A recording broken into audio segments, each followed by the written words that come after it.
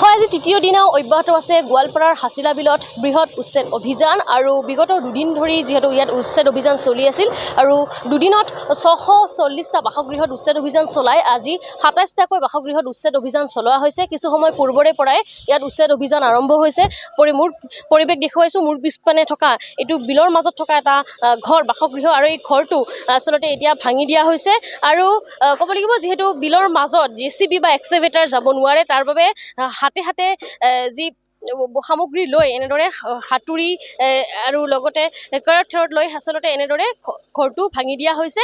হাতুৰিৰে কোবাই কোবাই আচলতে ঘৰটো ভাঙি দিয়া হৈছে আৰু ক'ব লাগিব এনেদৰে ইয়াত যিহেতু ইয়াত এই এলেকাটোত বহু ঘৰ আছে, যিসমূহ ঘৰ এতিয়া ভাঙি দিয়া হৈছে আৰু ইয়াত দেখিবলৈ পোৱা গৈছে বৃহৎ আৰক্ষী মোতায়েন কৰা হৈছে আৰু ইয়াত উপস্থিত হৈছে আৰক্ষী অধীক্ষকগৰাকীও আৰু ইয়াতে পৰ্যবেক্ষণ কৰি আছে যে শান্তিপূৰ্ণভাৱে আৰু কোনো অপ্ৰীতিকৰ পৰিস্থিতি নহয়, তাৰ বাবে এনেদৰে বৃহৎ আৰক্ষী মোতায়েন কৰি ইয়াত উচ্ছেদ অভিযান চলোৱা হৈছে। আৰু যিহেতু গোৱালপাৰাৰ এই হাছিলা বিলত বিগত 3 দিন ধৰি ইয়াত উচ্ছেদ অভিযান চলি আছে। 1555 বিঘা ভূমিৰ যি 45% ভূমি আচলতে বেদখল হৈ আছিল, অবৈধ বেদখলকাৰী কবলত আছিল আৰু সেই বেদখল ভূমি আচলতে মুকলি কৰি দিয়া হৈছে। জিলা প্ৰশাসনৰ পৰা কটকটীয়া নিৰাপত্তা বেষ্টনীত এনেদৰে যিহেতু উচ্ছেদ অভিযান চলোৱা হৈছে, তাৰ মাজতে দেখিবলৈ পোৱা গৈছে লোকসকলৰ আমি পৰিৱেশ দেখুৱাইছোঁ, লোকসকলৰ কান্দোনৰ পৰিৱেশ দেখুৱাইছোঁ, নিজৰ আপোন ঘৰখন হেৰুৱাই কেনেদৰে দিশহৰা হৈছে সেয়া আমি পৰিৱেশ দেখুৱাইছোঁ। আচলতে এই লোকসকল বছৰ বছৰ ধৰি এই অঞ্চলটোত এই এলেকাটোত তেওঁলোক বসবাস কৰি আছিল। হয়তো কোনোবা দুষ্ট চক্ৰৰ কোনো দালাল চক্ৰত পৰি এই অঞ্চলৰ যি মাটি তেওঁলোক ক্ৰয় কৰিছিল আৰু বছৰ বছৰ ধৰি তেওঁলোক এই অঞ্চলতে বসবাস কৰি আছিল আৰু যিহেতু চৰকাৰী মাটি আৰু চৰকাৰী মাটি প্ৰশাসনে এনেদৰে উচ্ছেদ অভিযান চলাইছে, তাৰ ফলত এনেদৰে তেওঁলোক নিজৰ আপোন ঘৰখন এতিয়া দিশহৰা হৈ থকা দেখিবলৈ পোৱা গৈছে। পৰিৱেশ দেখুৱাইছোঁ, এয়া এটা বাসগৃহ দেখুৱাইছোঁ, পৰিৱেশ দেখুৱাইছে বাসগৃহটো যিহেতু কালি ভাঙি দিয়া হৈছে আৰু আজি যিসমূহ লোকসকলে আজি যিসমূহ তলত যিসমূহ বস্তু পৰি আছিল সেইসমূহ তেওঁলোক উঠাই লৈ যোৱা পৰিলক্ষিত হৈছে। টিন পাতসমূহ তেওঁলোক একত্ৰিত কৰিছে, টিন পাতসমূহ তেওঁলোক লৈ যাব। তেওঁলোক ইয়াত তেওঁলোকৰ যি দৰ্জা খিৰিকী সেইসমূহ তেওঁলোক সংগ্ৰহ কৰি আছে আৰু সেইসমূহ লৈ যাব। মই তেওঁলোকৰ লগত কথা পাতিবলৈ যত্ন কৰিম কিছু। দাদা, আপোনাৰ ঘৰ আছিল এইটো? কালি ভাঙিছে। ক'ত লৈ যাব এতিয়া? ক'ত যাব এতিয়া? ক'ত বা এটা ৰাস্তাত ৰাখবা লাগব আৰু উপায় নাই। ৰাস্তাত আহি আমি কিবা ভাড়া চাৰা কিবা পালে আৰু উপায় নাই আৰু আমাৰ। নাই মাটি নেই। কিমান বছৰৰ পৰা আছে আপোনালোকে ইয়াতে?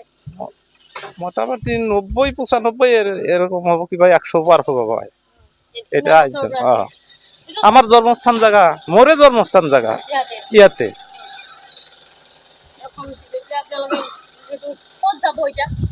ক'ত যাম এখন তো উপায় নাই, করলো না রাস্তার মাজতে থাকবা লাগবো, রাস্তার মাজতে থাকবা লাগবো।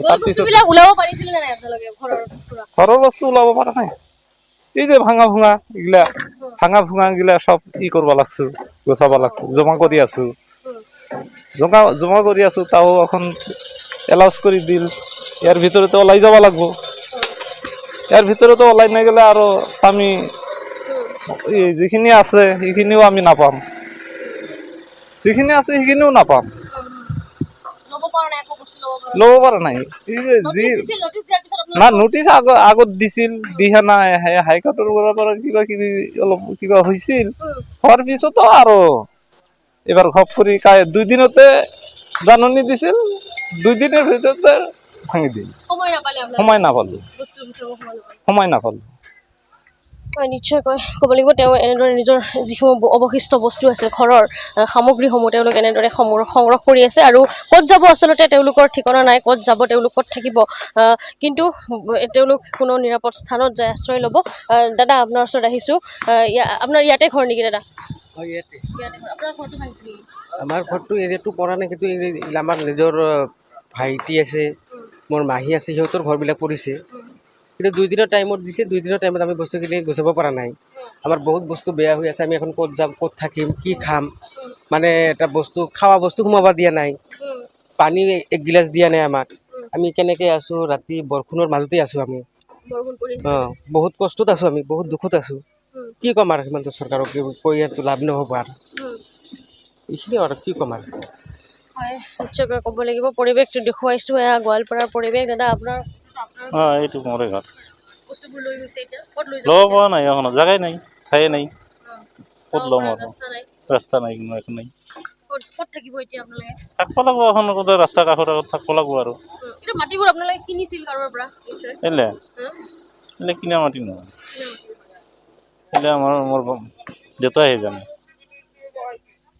আপোনালোকৰ আগৰে দেউতাহঁতে জানি দেউতা কিনিছিল কাৰোবাৰ পৰা কাৰোবাৰ কিনিছিলোঁ দেউতা তাই জানে হয় যিহেতু এতিয়া প্ৰশাসনে ভাঙি দিছে নিশ্চয়কৈ আপোনালোকে আৰু পৰিৱেশ দেখুৱাব যত্ন কৰিছোঁ আমি গোৱালপাৰাৰ এয়া পৰিৱেশ গোৱালপাৰাৰ হাছিলা বিলত যিহেতু উচ্ছেদ অভিযান চলি আছে বিগত 3 দিন ধৰি ১৫৫৫ বিঘা ভূমি যিহেতু ভূমিৰ ৪৫% ভূমি যিহেতু বেদখল হৈ আছিল আৰু অবৈধ বেদখলকাৰী কবলত আছিল এইসকল লোক কেনেদৰে বহু বছৰ ধৰি বসবাস কৰি আছিল তেওঁলোকৰ কোনো দুষ্ট চক্ৰ বা কোনো দালাল চক্ৰত পৰি চৰকাৰী মাটি তেওঁলোকে মাটিত এনেদৰে তেওঁলোকে বসবাস কৰি আছিল আৰু জিলা প্ৰশাসন এনেদৰে কঠোৰ স্থিতি লৈ এনেদৰে এফালৰ পৰা ঘৰসমূহ বেদখল কৰি আছে বেদখল মুক্ত কৰিছে আৰু এফালৰ পৰা উচ্ছেদ অভিযান চলোৱা পৰিলক্ষিত হৈছে যিহেতু এই উচ্ছেদক লৈ মুখ্যমন্ত্ৰীয়ে কঠোৰ স্থিতি দেখিবলৈ পোৱা গৈছে মুখ্যমন্ত্ৰী বাৰম্বাৰ সংবাদ মাধ্যমৰ আগত